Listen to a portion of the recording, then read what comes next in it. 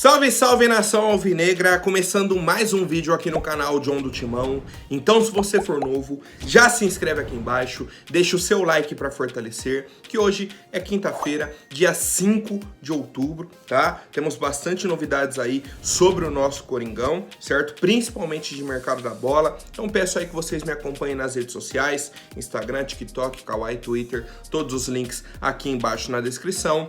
E vamos para cima, tá? Tem jogador aí de saída do Corinthians, certo? Que recebeu proposta.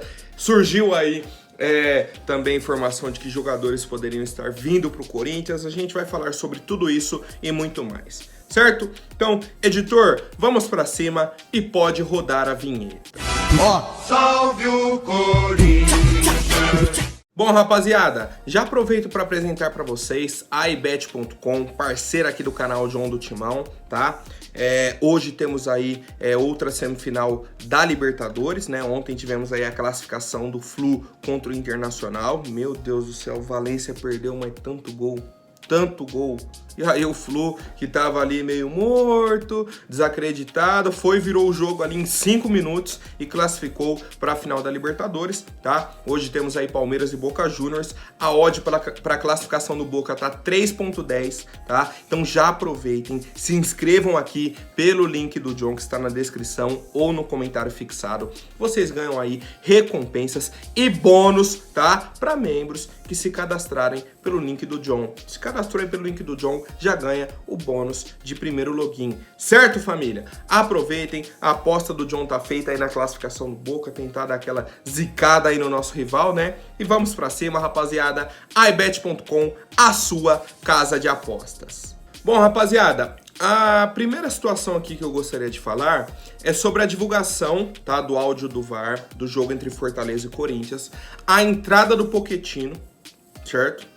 A falta que ele fez aí em cima do Moscardo e que ele recebeu o cartão amarelo e que pra mim foi uma falta pra vermelho, tá? Pra mim foi uma falta pra vermelho. O árbitro dá o amarelo, o VAR revisa o lance e fala o seguinte: pra mim não tem a intensidade necessária pra expulsão. Ele toca e tira o pé. Pô, tem as imagens aí, acho que todo mundo viu os lances aí mais de uma vez, mais de um ângulo. E, cara, é pra vermelho. É pra vermelho. Ainda mais em um momento do jogo que estava 0-0, certo? Que mudaria um pouco ali o cenário do jogo.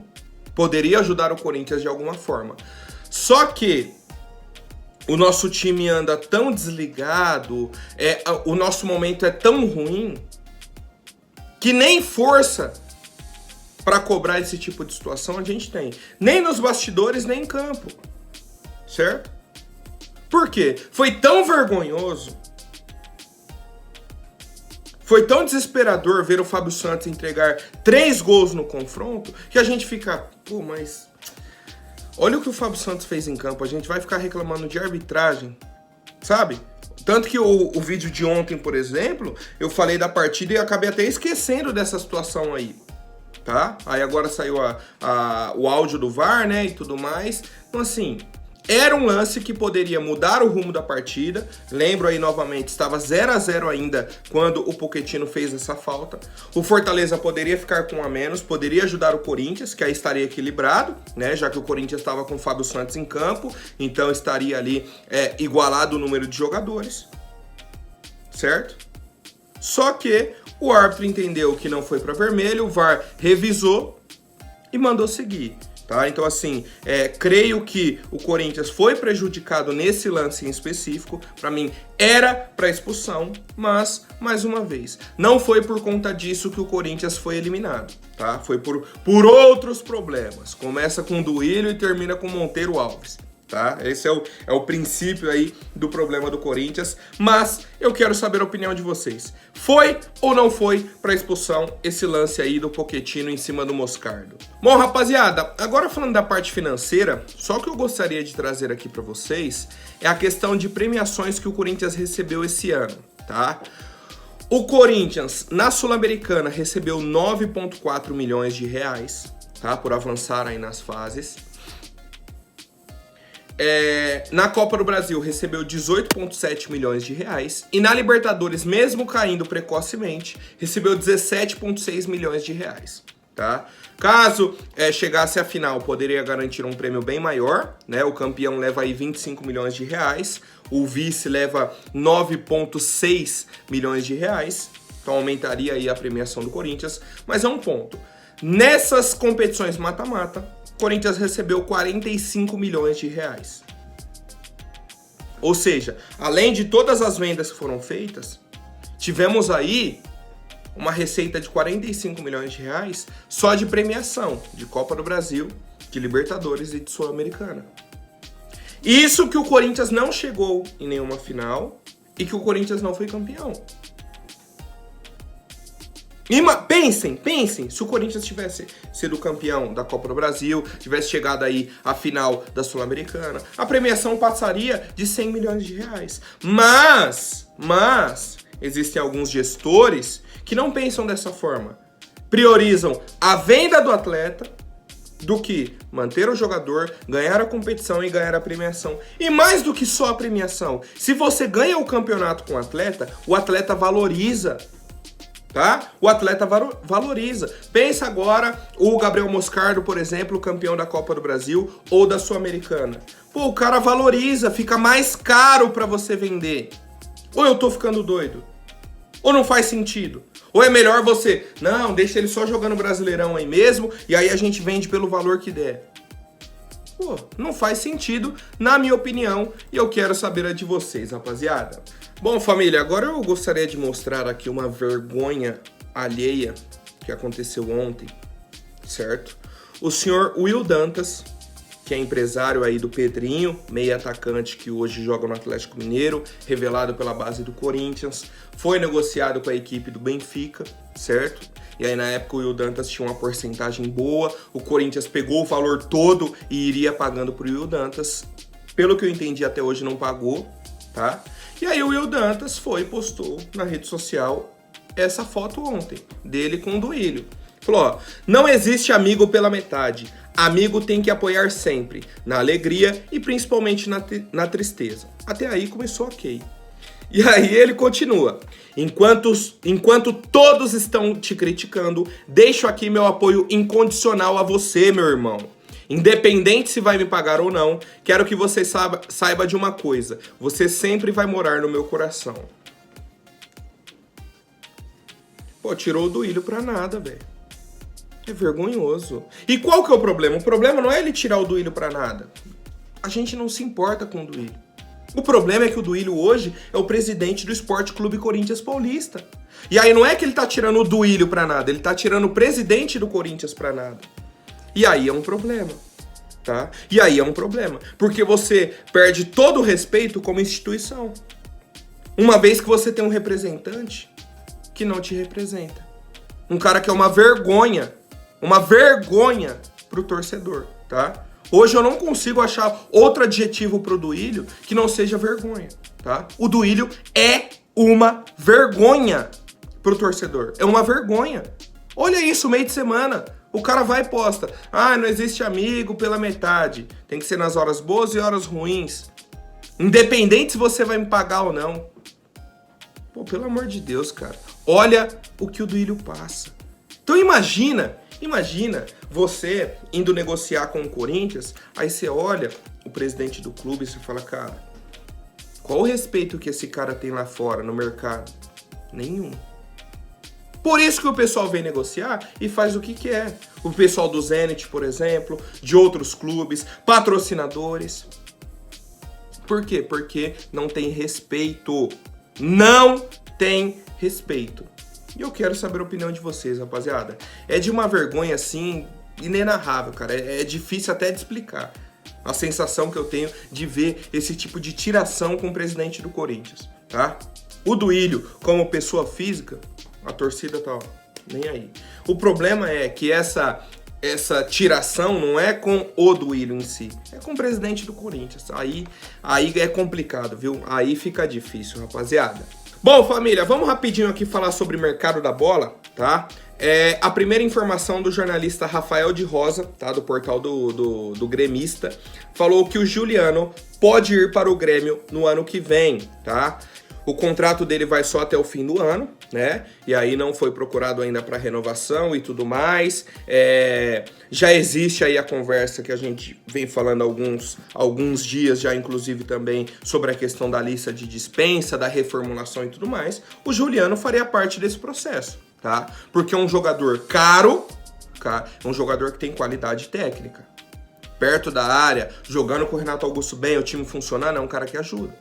Só que, fora isso, você colocar o Juliano como meia, falar, Juliano, resolve, o Renato hoje não pode jogar. Meu Deus do céu. Aí não sai nada, tá? Não adianta, não sai nada. Então, assim, é um cara caro para ser um jogador que ajuda em momentos específicos. Não é o cara que decide, tá? Então, acho que ele faz parte aí dessa reformulação também da equipe. E aí, saindo do Corinthians no fim do ano, poderia assinar com qualquer clube. E o Grêmio já está de olho na contratação do Juliano para 2024. Tá? Então, boa sorte aí pro Juliano, que siga a carreira dele. Já jogou no Grêmio, né? Já teve uma passagem aí significativa pela equipe do Grêmio e tudo mais. Boa sorte para ele, que siga aí o próprio caminho, a carreira dele. E é isso, rapaziada. Acho que não tem muito o que dizer. Tá acabando o contrato, né? Não vai renovar. O jogador fica livre no mercado, rapaziada. Bom, agora um atleta que é bem controverso, tá? O senhor Renato Augusto, meia do Corinthians de 35 anos. Mesma situação do Juliano, tem contrato aí até o fim do ano, certo? Se o Corinthians não renovar, fica livre no mercado, sai de graça aí do nosso clube. E ele já recebeu sondagens do futebol dos Estados Unidos e também da Arábia Saudita para a temporada de 2024. Cara, eu vinha comentando aí, inclusive no último mês, sobre o Renato Augusto, que seria um jogador que eu renovaria, contrato por produtividade e tudo mais. Só que de verdade, eu vi os 2, 3 últimos jogos do Renato, cara, em que realmente ele estava bem fisicamente, né, dentro da possibilidade dele, não tinha lesão, não tinha problema assim físico, e a intensidade é baixa, a rotação é baixa, certo? Não consegue ser o mesmo Renato. Por quê? Porque já tem 35 anos, o time não ajuda. E o Renato não vai aceitar, não, Renato, você vai ser um jogador aqui de segundo tempo em algumas partidas e vai ganhar 200 mil reais. Não vai aceitar de jeito nenhum. Ele vai para a Liga dos Estados Unidos, ganhar dinheiro, vai para a Arábia Saudita. Ele tem mercado em outras ligas com a intensidade menor que a do Brasil. Ele tem mercado, ele vai ganhar dinheiro. Não vai ficar aqui sofrendo no Corinthians, sendo reserva, entrando um jogo ou outro. Não vai. Se o Renato aceitasse ganhar 200 mil, por exemplo, por mês, para ser uma opção, eu toparia. Só que o Renato não vai aceitar. Não vai aceitar ficar aqui no Corinthians, sendo essa opção no banco, entrando um ou outro jogo. Não vai aceitar, tá? Então assim, o Renato muito provavelmente não deve seguir no Corinthians para 2024, tá? Já é mais um nome aí que a diretoria precisa pensar, mais uma posição, né? Que aí saindo, o Juliano e o Renato, são os dois jogadores hoje da posição. Quando joga o Renato, beleza. Quando o Renato não tá, joga o Juliano de meia. Essa foi a temporada do Corinthians. Tivemos alguns outros testes, próprio Matheus Araújo, Juan Oliveira, mas de forma geral foi Renato Augusto ou Juliano. Então, saindo os dois, o Corinthians precisa contratar um meia armador para a equipe, tá? Precisa contratar. E eu quero saber a opinião de vocês, rapaziada. O Renato vai ser uma grande perda para a equipe do Corinthians? Bom, agora o caso mais urgente para mim, tá? Que é a situação do senhor Carlos Miguel. Ele tem contrato aí com o Corinthians até o fim de 2025, então tem pelo menos aí mais 2 anos de contrato. Qual que é o problema? O nosso goleiro titular hoje é o Cássio, com 36 anos, e o Cássio nem cogita aposentadoria, não cogita nada.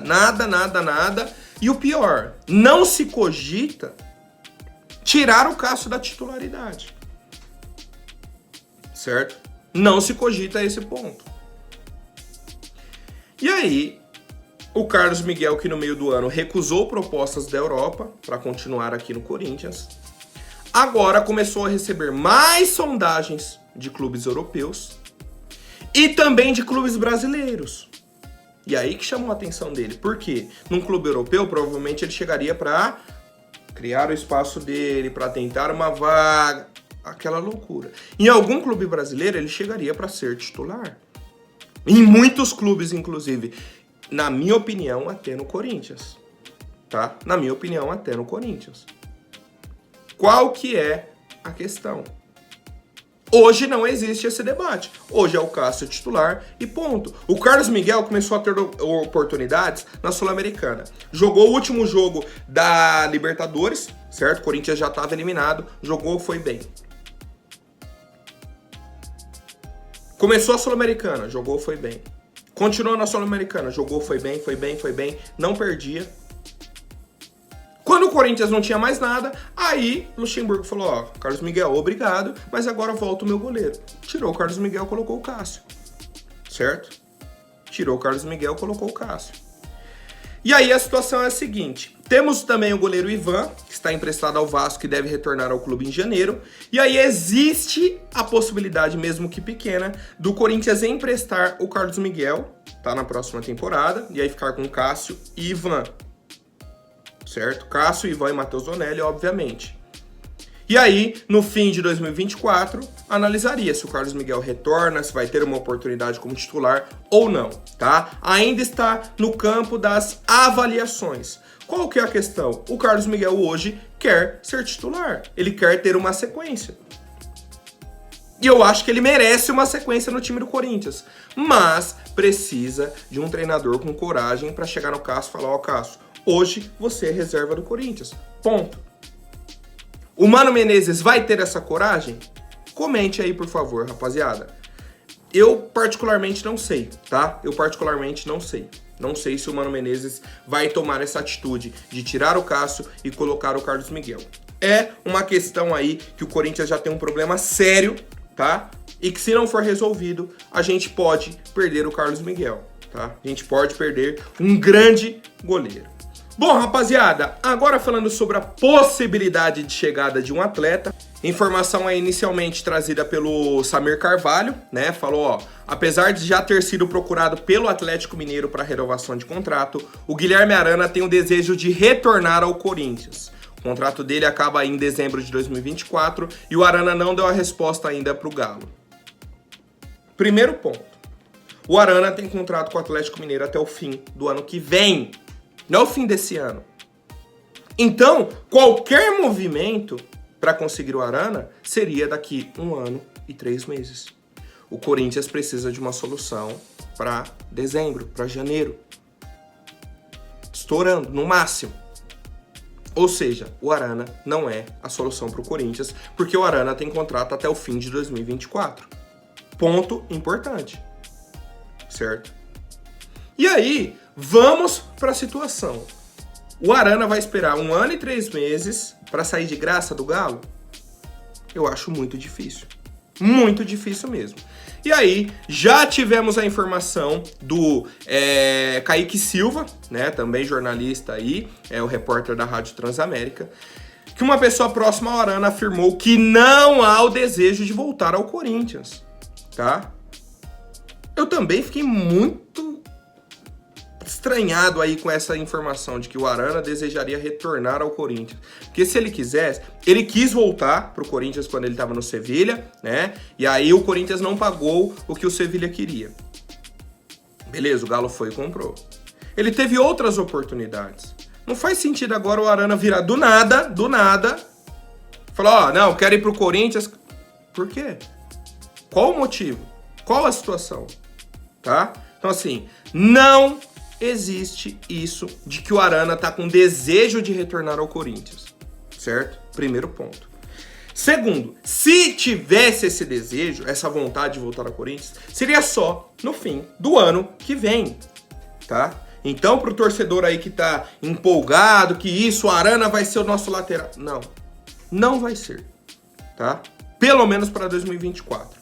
Isso, se o Arana resolver vir pro Corinthians, pode ser depois, para 2025. E aí já é muito distante, tá? Vamos focar agora, finalizar essa temporada, montagem de elenco para a próxima temporada. Para de 2025 é outra situação, um caso mais para frente, né, que precisa ser pensado. Certo, rapaziada? Por hoje é isso. Amanhã eu volto com mais novidades sobre o nosso Coringão. Até mais, um forte abraço e vai Corinthians!